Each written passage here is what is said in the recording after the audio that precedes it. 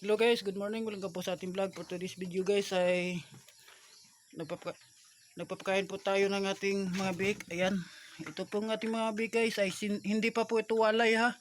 20 days pa po ngayon. Kaya po nilagay muna natin dito sa kabilang kulungan kasi po ay nagpapakain po tayo sa ating mga pig. Ayan. Ayan guys. Ito po yung ating mga pig. Ayan guys, yung ating mga pig. At saka ito yung pang farmer gear guys, oh. Ayan. Tingnan nyo guys. Ayan, oh. Fish ko no. Nagpapakain po siya ng lactating. Ayan. Yung ating ayan, oh, yung ating mga pig guys. Lakas po siya kumain. Ayan. Ayan. Ito po yung update natin sa ating mga big guys. 20 days na po ngayon. Ayan.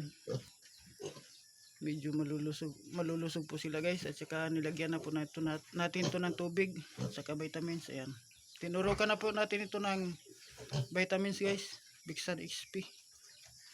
Ayan yung ating mga biik. Ayan po guys, oh, mga ayan. At saka yung ating mga pig, ayan po guys, pinapakain po natin ito. At saka yung kanyang pinupunasan po para magmara po. Ayan. Ayan yung ating mama pig. Dik. Kaya mo dik.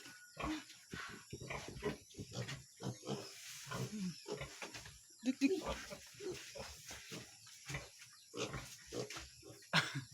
Nahihirapan guys yung ating farmer gear, oh. Ayan, ito po yung ating mga biik, oh. Bali 20 days na po ngayon. Ayan po sila ngayon guys, oh. Ayan.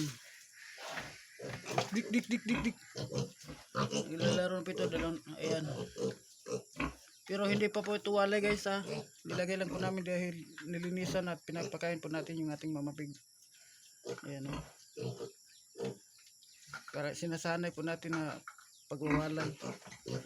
Ayan, saka mayroon po siyang tubigan dyan pero hindi pa po natin yan nilagyan. Ayan, update na po tayo ngayon sa ating mga biik. Malalakas, masigla po sila. Binta po natin ito lahat.